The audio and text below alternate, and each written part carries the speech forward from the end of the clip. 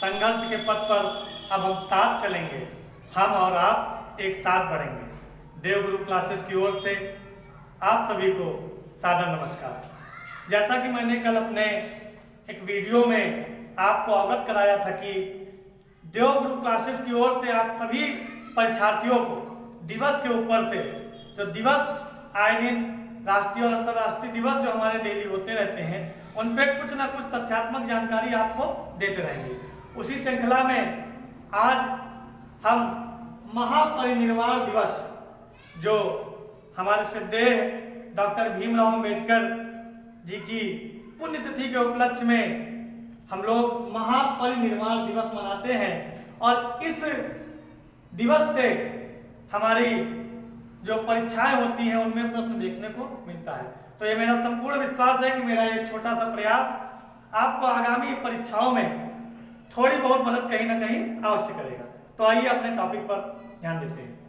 महापरिनिर्वाण दिवस डॉक्टर भीमराव अंबेडकर जी के मृत्यु जिस दिन हुई थी 6 दिसंबर 1956 को, उस दिवस को हम लोग महापरिनिर्वाण दिवस के रूप में मनाते हैं। जब किसी भी हम महान विभूति का चैप्टर पढ़ते हैं या उनके विषय में जानकारी प्राप्त करते हैं तो सबसे पहले उनका जन्म हमको पता होना चाहिए। तो उनका जन्म 14 अप्रैल 1891 को मध्य प्रदेश के माहो नामक स्थान पर हुआ था।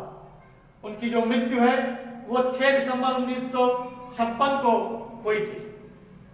डॉक्टर भीमराव अंबेडकर हमारे लिए क्यों महत्वपूर्ण हो जाते हैं, इस पर थोड़ी हम नजर डालते हैं।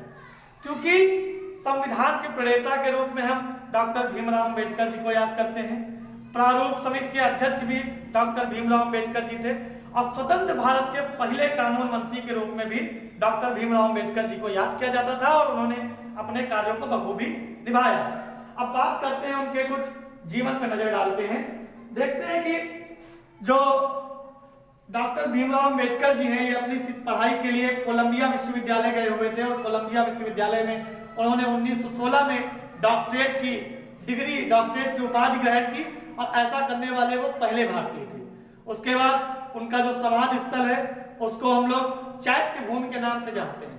हम लोग ये अक्सर देखते हैं कि जो महान व्यक्तित्व होते हैं उनकी समाधि स्थल दिल्ली में पाई जाती है, पर इनकी जो चैत्य भूमि जो इनका धार्मिक स्थल है वह मुंबई में स्थित है। यहीं पे एग्जामिनर जो है उनको कंफ्यूज करता है। तो इस पॉइंट को एकदम हम लोगों को फैक्ट टू फैक्ट याद रखना। उसके बाद 1956 में इन्होंने बौद्ध धर्म अपनाया। महात्मा बुद्ध जी के विचारों से प्रभावित हुए और इन्होंने बौद्ध धर्म अपनाया। और महापरिनिर्वाण में जो परिनिर्वाण शब्द है यह संस्कृत भाषा से शब्द लिया गया है और इसका जो अर्थ होता है वो होता है मृत्यु के बाद मोक्ष। मूल रूप से महापरिनिर्वाण महात्मा बुद्ध जी के देहावसान वाले दिन को मनाते हैं, लेकिन अब वर्तमान में हम लोग डॉक्टर भीमराव अंबेडकर जी के जो देहावसान की तिथि है उस तिथि को भी महापरिनिर्वाण दिवस मनाते हैं। तो संपूर्ण समूचे भारत में 6 दिसंबर को महापरिनिर्वाण दिवस मनाया जाता है।